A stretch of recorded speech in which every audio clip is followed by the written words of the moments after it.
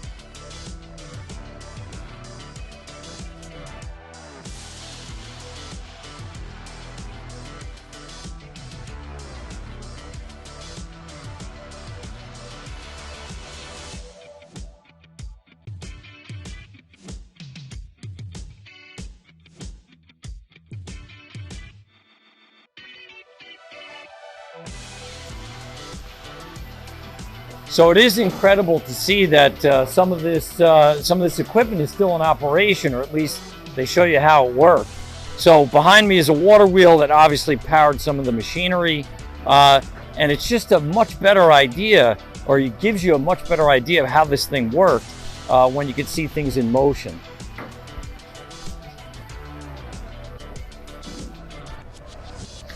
I'm outside the Tredegar Iron Works Museum, and what you see around me is some of the original machinery that was left over from the iron foundry. And you know, I teach my students that the South really didn't have any, or not a lot of factories or iron foundries, but you know, now I'm here at the most important one that the South had in its capital, and it's just incredible to be around here to see this kind of thing in the South, because I usually visit a lot of foundries in the North, and to be here in Richmond, in the capital, where so much war material was produced, is pretty incredible. I don't think I'm ever going to forget this.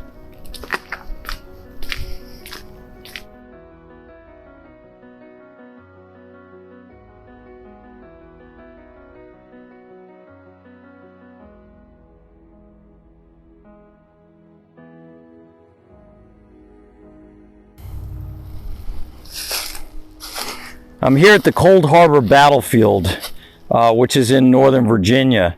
It's part of Grant's overland campaign, where Grant is trying to outmaneuver the Confederate forces that are trying to protect Richmond. So this is not too far out of Richmond, a few miles outside of Richmond. And what you have here are Confederate trenches. This was a fortified position that the Confederates dug actually relatively quickly to stop Grant's forces from advancing. And it was in these trenches that the Confederates held a massive Union army, which are going to cause some of the worst casualties that the entire war has ever seen. This part of the war is the bloodiest the last year and a half of the war, and it's all because Grant wants to get Richmond. As the sign says right here, the building of trenches became a refined science. You can see a cross-section here, the Confederates lined up throughout this trench and going all the way that way behind me. And really, the Union guys that came up this hill had no chance whatsoever. The Confederates are too well entrenched. Grant threw his men at this position, and to no avail.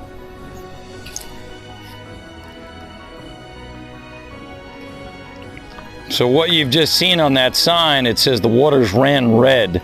And that is very common on these Civil War battlefields, to be so bloody and so destructive to human beings. The Union is trying to take that position up the hill. The Confederates have made trenches and earthworks, and the Union forces that tried to take that position were just slaughtered. So this stream would have been running red with blood. Now let's go take a look at the Union position in the beginning of the fight.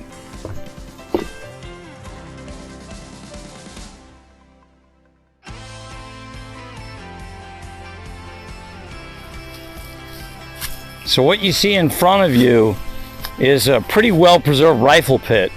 And this would have been a position that the Federal troops would have put guys in. This would have been in front of the main Union position. So imagine a couple of Union soldiers here just listening for the enemy, which would have been about not even a half a mile that way. And at night, you know, being scared. They're pretty much kids, you know, 18, 19 years old. Pretty spooky stuff. So now we're going to go ahead to the main Union lines, and you'll see where the Union attack started.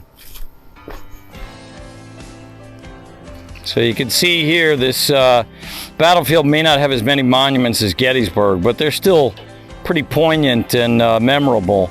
So you can see this is a Connecticut regiment of heavy artillery, names of guys that were killed here, and also the heart. So some people still care, and that's a good thing. So what you see here is the furthest that the Union Army was able to get against the Confederates. So the Confederates are really stopping the Union advance pretty much in this area on either side of the road. So imagine thousands of blue troops being slaughtered and literally falling in these fields, and the scene must have been just horrific.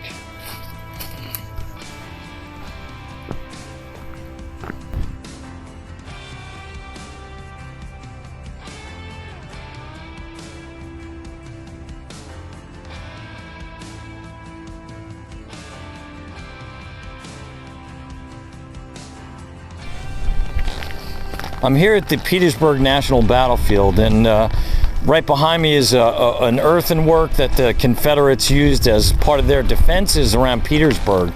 Again, this is towards the end of the war.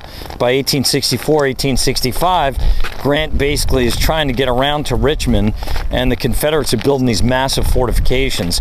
But right now we're going to go into the visitor center and take a quick look around and see what the museum has.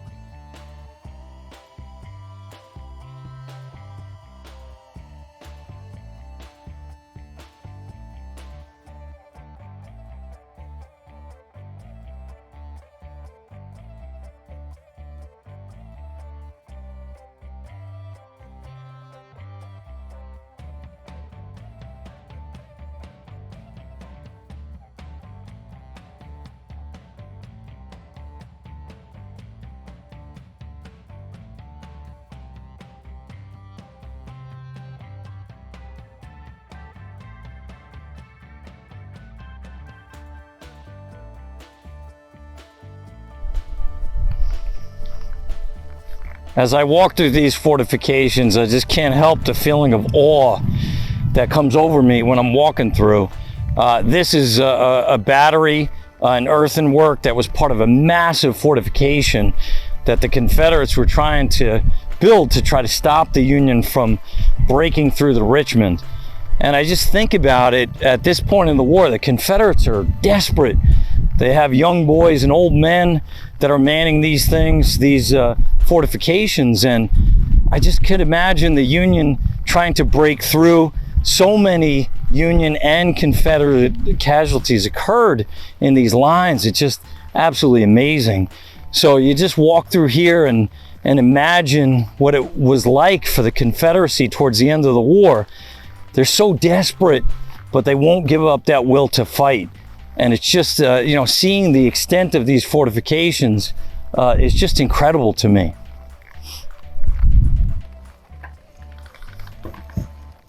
So this is a recreated hut, and the Confederate soldiers would have built these fortifications really to last. So they probably had many of these huts along. You can see another one over there. You can see as I walk into the fortification, what's called the chevaux de frise. Okay, these are spikes that are sticking out. You can see kind of like a trench where if the enemy tried to get across, they'd have trouble getting up the other side. You could see many of the cannons that would have been used here are mortars. Again, the Confederates would have built this to last. You can see the logs that are, built up. You can see some sandbags. So the Confederates were not going to give this place up. And this would give you a better example of what it actually looked like when it was used. And for me to be a Union soldier standing here, absolutely incredible. The sacrifice it took for the Union to actually break through these lines, absolutely incredible.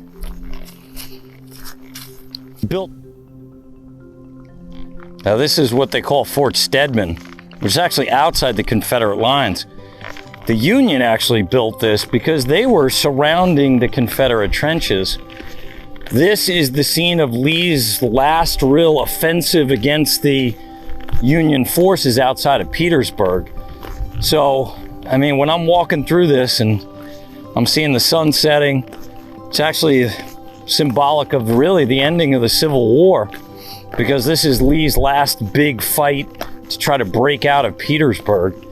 So you can imagine the Union holding back the remnants of the Army of Northern Virginia. And if you look out in these fields, you can imagine the fight that took place here. Confederates are going to have to abandon their fortifications after they failed to break out. So this is really the beginning of the end.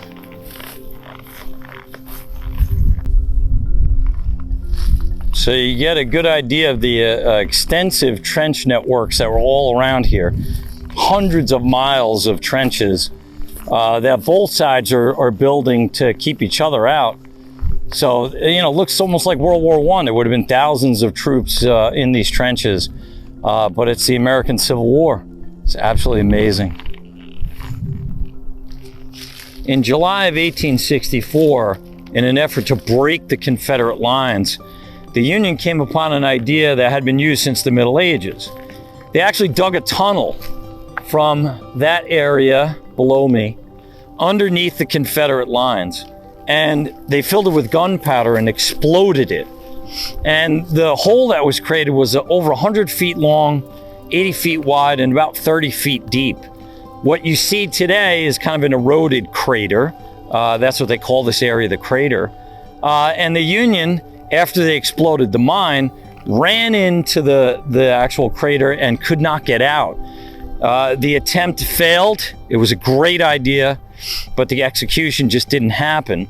And what resulted was a hell on earth in this pit, men fighting for their lives as the Confederates kind of closed up this hole, or at least stopped the Union from breaking through. So this was the scene of incredible horror and yet another failed attempt by the Union. Eventually the Confederates will surrender the next year, but this was just a disaster. So in front of me is the mine shaft. So you can imagine the Union Army digging underneath the Confederate lines. They're going to load the tunnel, at least by the Confederate lines, with gunpowder, blow it sky high in July of 1864. Now the Park Service has put these kind of sandbag looking things in, and during the war itself there would have been real sandbags. They're concrete actually, but they just give you a sense of what this tunnel would have been like. And I can't even imagine the conditions in there. But the Union tried to break the Confederate lines and just wasn't executed properly. I'm standing in the heart of the Confederacy, and it's pretty amazing for a Yankee such as me, dressed like this, to be standing here when you consider all the effort that it took for the Union to defeat the South in the Civil War. Behind me is the White House of the Confederacy, which was occupied by President Jefferson Davis from 1861 to 1865. So this essentially was the executive mansion. So we're going to take a tour of it and check out the inside. And it's always been a dream of mine to come down here and see this because, like I said, the Civil War, it took so much effort to defeat the South. And this was the heart, the nerve center of the Confederacy.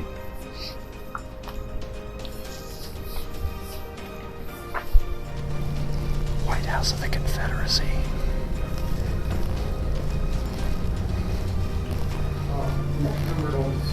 Even before COVID.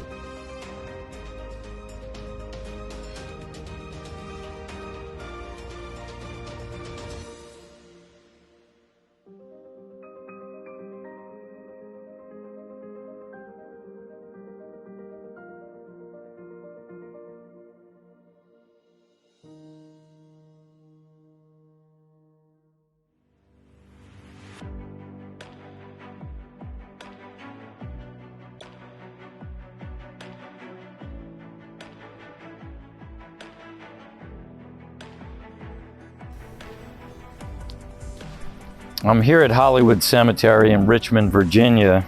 Probably my last stop of this trip.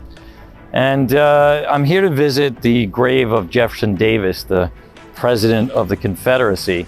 Usually I'm dressed in a Union uniform. I didn't think that would be appropriate.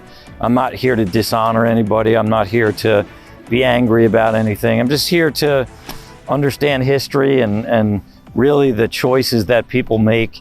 You can see the statues, fairly elaborate. You can see the plaque there. Jefferson Davis was an American soldier at one point, and he did serve in the Mexican-American War. So if we go around the other side, it does say also the fact that he was considered the president of the Confederacy, mentions his wife's name on there. So I think it's just, if you're going to study the Civil War, it is important to study both sides. You don't necessarily have to take a side, but I think it's important to acknowledge that history did happen, and there are many points of view.